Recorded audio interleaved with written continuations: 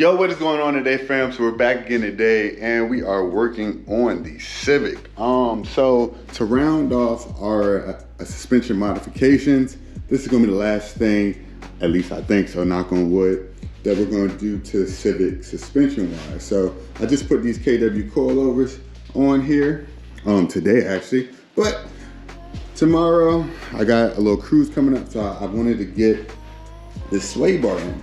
So here what we have is a Progress Technology sway bar kit. So this is a rear sway bar kit. I'm only planning on running a rear sway bar. You know, in front wheel drive cars, a lot of times people will only run a rear sway to help it rotate, stuff like that. So we're gonna be running a rear sway bar on this car. So I have a 22mm sway bar kit right here. It comes with the end links, and I want to highlight these end links because they're like an OEM quality end link, and I really like them a lot. You know, being the fact this isn't an actual track build, I really don't need to be running like spherical end links and whatnot on the street just because they can get dirty, get cluttered up with water, salt, etc. Not this car is going to really even see salt anyway, but you know, it's the fact of the matter that something like this with a ball joint that has a rubber boot is going to last much longer on a car that sees street use.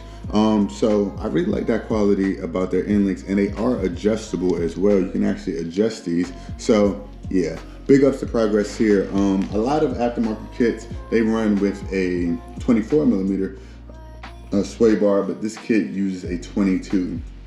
I believe the Integra GSR and Integra Type R use 22mm sway bars from the factory. So we're gonna be upgrading to one because this car never came with a sway bar. So so this is a kit right here. So you got the sway bar brace, you have the actual sway bar, it is adjustable, has the holes right there. Obviously we have our end links, got those instructions, and then we have all of the mounting hardware that's needed to run this kit. So without further ado, let's get into it. All right, so first off, I want to apologize if it's super dark down here. Yeah, kind of sucks. So first things first, we got to remove the control arm bolts that go to the subframe on both sides.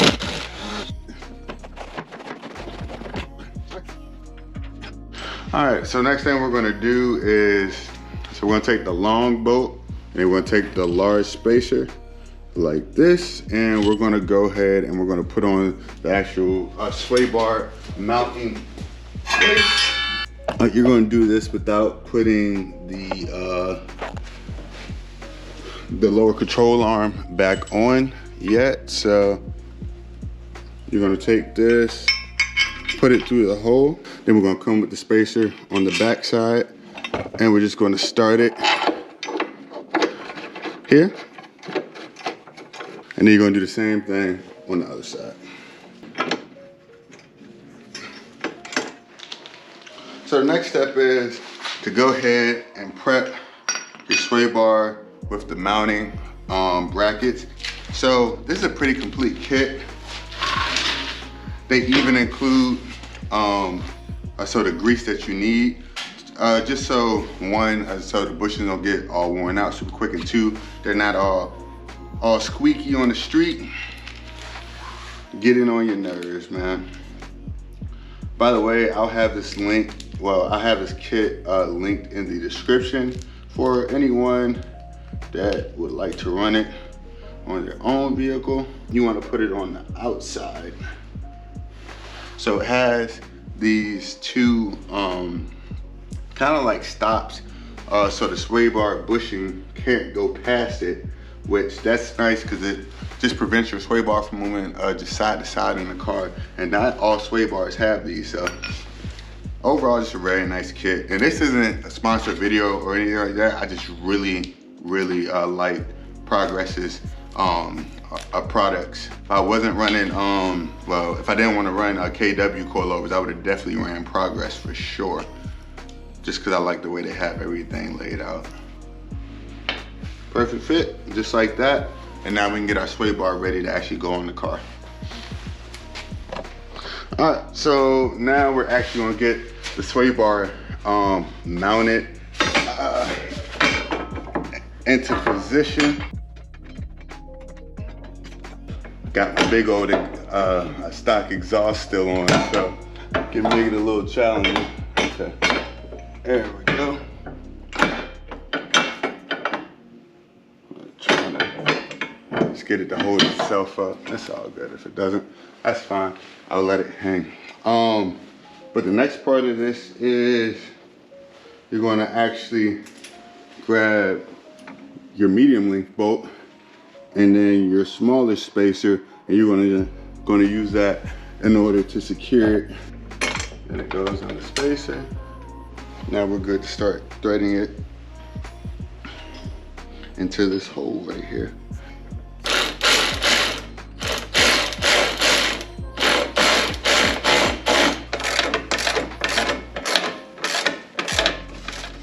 All right, so on the lower bolt hole right here, so you're going to be using the shortest bolt, and then you'll be using the nylon a locking nut with a washer on the back. So that's just gonna go in there like that, and then we'll put the nut on the back of it, but we're just gonna leave that hand tight for the moment. It's actually kind of tricky to get it in there, but we'll manage it. We'll manage it for sure. So I'll go ahead and knock that out and we'll keep it pushing.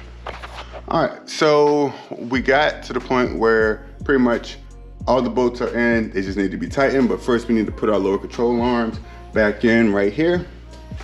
So I'm about to struggle through this because I know it is going to be interesting.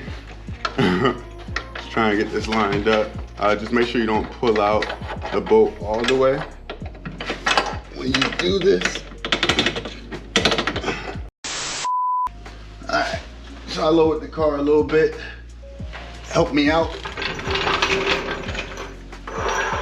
And then I got my jack and a piece of wood. So I think that this would do it.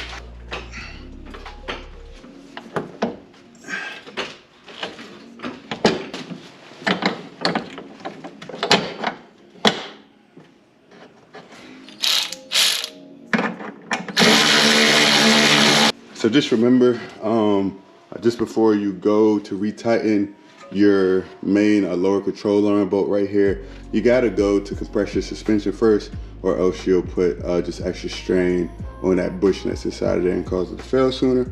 So I'm gonna reposition this towards the end. I'm gonna jack it up to where a bit, and then I'll go ahead and tighten this.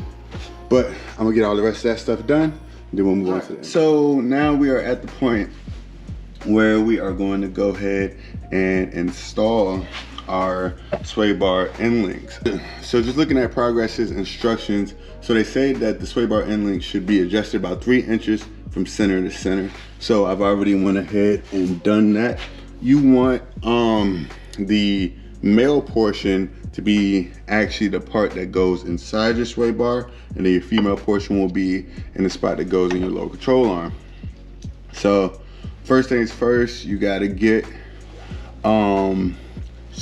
this threaded inside of the control arm. So it threads inside the side of the control arm that is going to be facing towards the actual front of the vehicle. So just gonna go ahead, get this bad boy threaded in right quick, and then we'll be good to actually put it inside the sway bar itself, and then shoot, that's kind of our install. All right, y'all, so got the sway bar end link all installed.